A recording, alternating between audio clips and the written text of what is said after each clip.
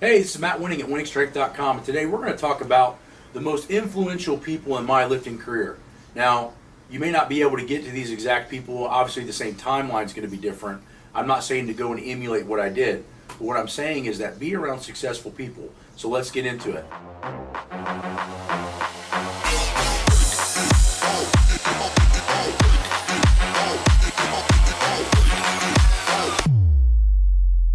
The first person that really guided almost my entire lifestyle was a strength coach by the name of John Torine. Now, John Torine was the head strength coach of the Indianapolis Colts.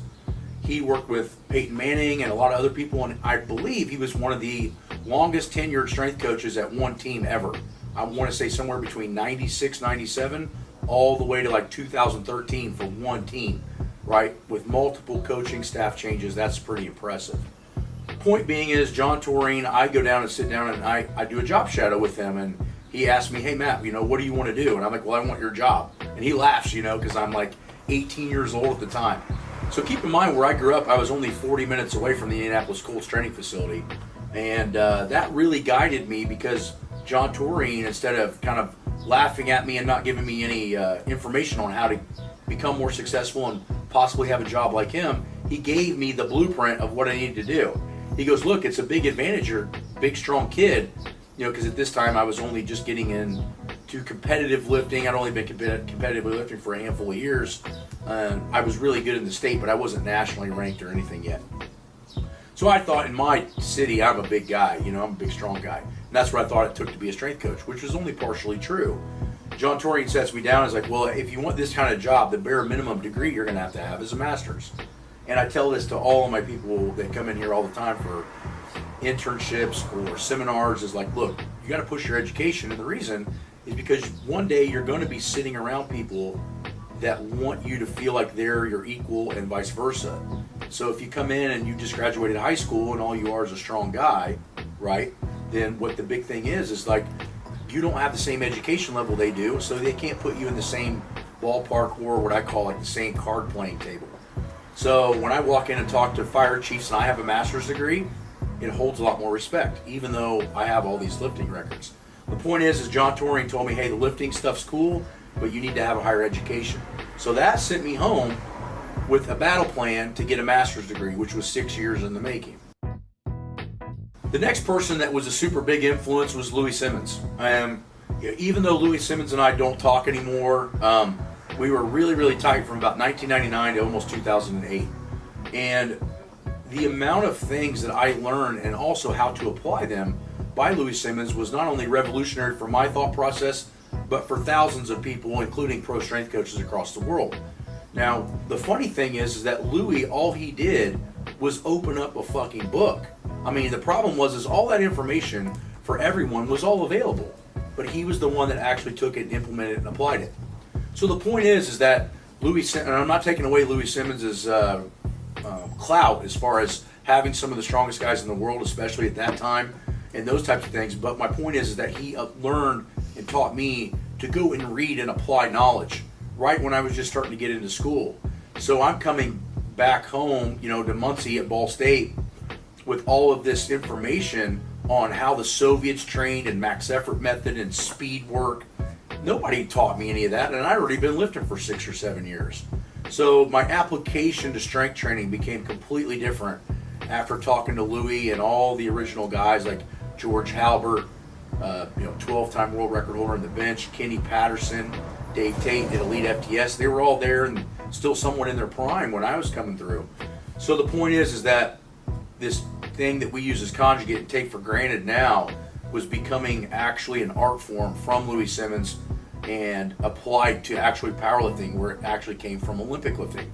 So Louie really drove home a lot of off-the-wall ideas, leading me into my next person that actually showed me where the ideas came from. So the next person is Dr. William Kraemer. Now, Dr. Kraemer was my professor at Ball State University, which was the #1 exercise science school in the country at the time, possibly the world. And the reason for that being is a lot of them gathered through because we had contracts with NASA. NASA was losing a lot of astronaut strength in outer space. So when you go to outer space, you don't have any gravity. And when you don't have any gravity, the muscles don't have to really do any work. So the point is that when the astronauts come back out of the atmosphere back down to Earth, they lose a ton of muscle strength. And Ball State was tasked with the ability to try to figure out how to keep this from happening. So it drew a lot of the best professors in the world there from grant money and all this other stuff. Point was, I was extremely lucky with how to work out. So the point is that Dr. Kraemer, when I would come home with Louie Simmons' ideas, handed me the actual books, which were Science and Practice of Strength Training by Zatsiorsky. Now, Zatsiorsky ran the Central Institute of Physical Culture in Moscow from the early mid-60s all the way to the 80s, and then became a professor at Penn State with Dr. Kraemer. So Dr. Kraemer was actually at Penn State and right next to Zatsiorsky for a handful of years. The point is that once I figured out where Louie had gotten that information and ideas from, I started to create my own ideas from those books. With having a little bit of a higher education and reading, some of the applications for that stuff were much, I wouldn't say better, but they were just much more modified to fit my needs at the time. So Dr. Kraemer was very patient with me, and I had a lot of great ideas, and he actually would push me in the academic field to do projects above and beyond what the actual syllabus would say in the classrooms. Meaning, like when we had to do, let's say, sample exercise programs for a particular society or person, he would pick very, very difficult ones for me and expect me to apply the knowledge that Zatsiorsky had set down from the Soviet Union. So that really started to polish what I knew was the max effort method and what I knew was the dynamic method and how much of it was actually usable. But the point is that Kraemer is still a huge influence in my career.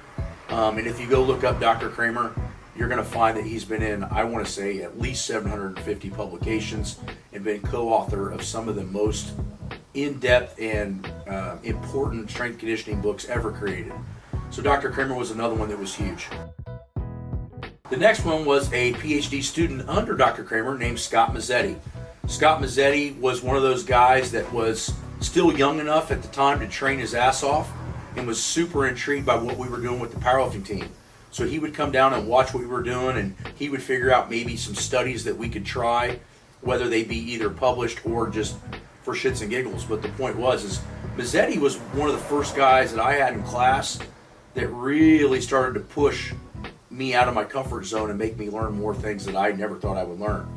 He's now over on the East Coast. We don't get to talk as much, but we send each other podcasts, and he actually is a overseer of a lot of the manuals that we write to make sure that not only am I wording things correctly, but I'm adding enough science into it for the science population to take what I do seriously. So when you guys buy manuals, just know that the references and the things that we're doing are coming from some of the top guys in the country. The next one that I want to put in is a really good friend of mine. He's been a friend for a long time since I did an internship with him in 2003. His name is Jeff Madden. They call him Mad Dog down at University of Texas. Jeff Madden was a 600-pound bencher as a strength coach. So you can imagine the clout that brings when you come into a football weight room. What I started to learn from Jeff Madden was the ability to control mass groups. Madden had a very bellowing voice. He was very large presence person, and he could get everybody riled up to not only lift heavy, but they also even utilized him to get the teams ready at University of Texas to actually go play the game. This dude was the ultimate hype man. And what I started to realize, and talking about this in other videos, things that we didn't learn in school, was that Madden was a really, really good motivator, and he could speak to you and it felt like his eyes were burning through your skull, meaning like everything was focused when he was doing stuff. And I started to realize that if I wanted to run seminars or I wanted to go talk at conferences, that I had to learn how to take what I knew and push it into other people. Because just knowing what you know, like I said, if you can't transfer it, it doesn't matter. And in my opinion, Jeff Madden, or Mad Dog, was probably one of the best persons to be able to do that. And rightfully so. He was at the top football teams in the country for many, many years. Also being one of the founders and constant pushers of the NSCA and CSCC, all of these different little conferences and different accreditations, Mad Dog is one of the top guys of that, right there along the side of like a Boyd Epley. So my point is that he influenced me greatly on how I would be able to take over some massive team or fire department or something, and what I had to have to do that. Last but certainly not least would be Arnold Schwarzenegger. Now, I've only had marginal personal connections with Arnold. We've lifted together a couple of times. We've talked a lot at Gold's Gym. We're at Gold's with Michael Hearn and all those guys. So he would probably know me to say hi to me, but other than that, we don't know each other super well. But indirectly, his influence was huge. How? If you ever picked up Arnold's earlier movies, you watch Pumping Iron, you read Modern Encyclopedia Bodybuilding, which is considered by a lot of the bodybuilders to be the Bible of training and all that stuff. He was insanely confident. Arnold was so confident, in fact, that's what made him successful. There were plenty of bodybuilders that had Arnold's physique, right? You look at guys, in that particular genre, like Franco Columbu and like Lou Ferrigno. But Arnold really became what he was, which was an all-time movie star and probably the greatest bodybuilder to ever live, because of his confidence. He wanted everything he did, he wanted to do 100 miles an hour. If you listen to a lot of his interviews from back in the day and even now, he was always a risk taker. He was always trying to push everything 150 miles an hour. And it started in an indirect way as a kid to teach me that if I wanted to do anything great, that I had to be able to sell into it or sell out to it 100% all the time. So indirectly, Arnold was a huge influence in how I attacked what I wanted to do and threw everything I had into my passion versus just skating across it like most people would do, and why most people fail. Arnold was shot down many times in movies and all this other stuff before he made it big. The point was he never stopped, he never quit. His passion was high and his confidence was out of control. So the point is, I think this covers a lot of the people that really influenced me. You can see some of the influences in my training with the science and the references. You can see the influences from Louie and what I still do with speed work and max work today. And the other thing is a lot of these guys taught me how to mix the science with the actual application. And that's where I think is huge right now with, I'm trying to give you guys influencers in different genres and areas, because what I want you guys to understand is that not everyone can master everything, right? Some people are great motivators, but they don't know a whole lot in perspective fields. Some people are some of the smartest I've ever seen in, say, academics, but application, they don't know how to apply any of that. So the point is that you want to be well-rounded if you want to be a great strength coach, personal trainer, or do privatized stuff, strength conditioning like what I do. But stay rounded and start to practice what you're weak at, right? That's the whole point of conjugate training or conjugate thought process, is attack weaknesses and put your interest in the weakness to make it a strength. So I'll give you some personal background information before we close.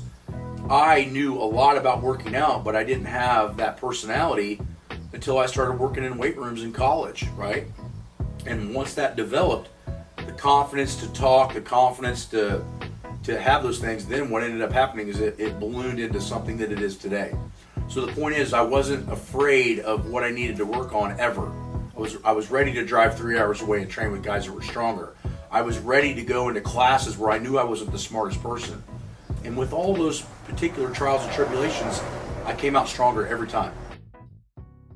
So I hope you guys do the same with some of the things you pick in the future. And if winningstrength.com can help you in any way, let us know.